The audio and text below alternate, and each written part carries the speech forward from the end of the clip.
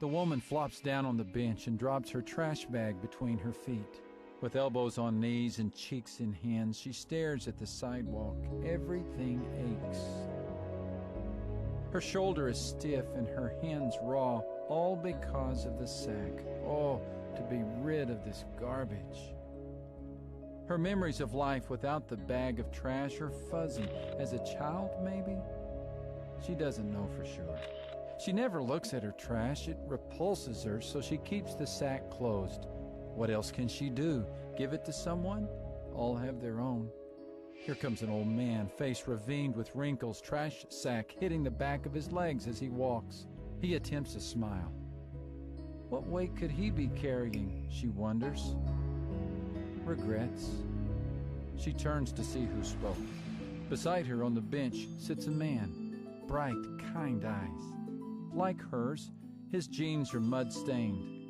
Unlike hers, his shoulders are straight. She looks around for his trash, but doesn't see it. He watches the old man disappear as he explains. As a young father, he worked many hours and neglected his family. His children don't love him. His sack is full of regrets. And yours is shame. His voice is gentle, compassionate. Too many hours in the wrong arms. Last year, last night. Shame. She stiffens, steeling herself against the scorn she has learned to expect. She awaits his judgment, but it never comes. His voice is warm and his question honest. Will you give me your trash? Her head draws back. What can he mean? Give it to me. Tomorrow. Will you bring it? He touches her cheek and stands. Friday, the landfill. Long after he leaves, she sits, replaying the scene. His voice lingers, his invitation hovers. How could he know what he knew and still be so kind? It's Friday. With hope just barely outweighing hopelessness, she heads toward the edge of town. Others are walking in the same direction. A teenage girl just ahead. The woman hurries to catch up. The girl volunteers an answer before the question is asked. Rage at my parents. I'm tired of anger. He said he'd take it, motioning to her sack. I'm going to give it to him. The woman nods, and the two walk together. As they near the landfill, the line is long. All wait in silence, stunned by what they hear. A scream, a pain-pierced roar that hangs in the air for moments, interrupted by a groan, then the scream again. His. He kneels before each, gesturing toward the sack, offering a request, then a prayer.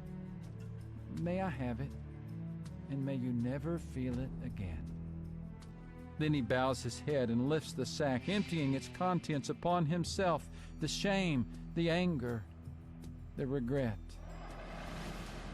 He feels what they felt. Upon her turn, the woman hesitates. His eyes compel her to step forward. He reaches for her trash. You can't live with this, he explains. You weren't made to. He empties her shame on his shoulders, looks toward heaven with tear-flooded eyes and screams, I'm sorry.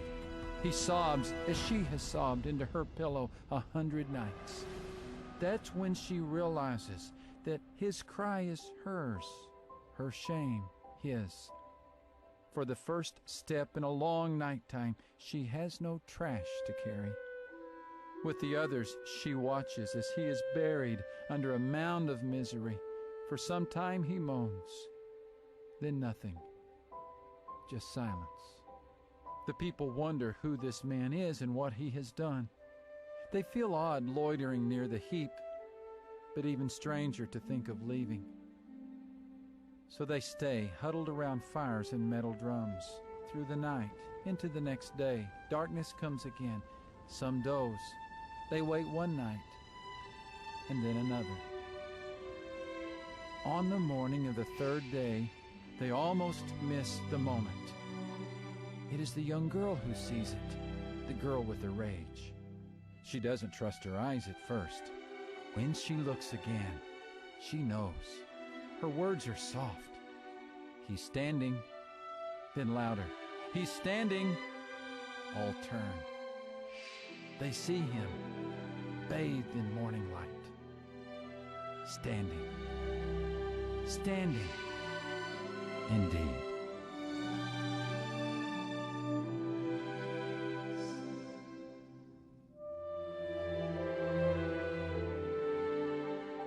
Jesus appeals to us to take to him everything that burdens us and weighs us down, our sin, our trash. We were designed to live free, not to live with sin.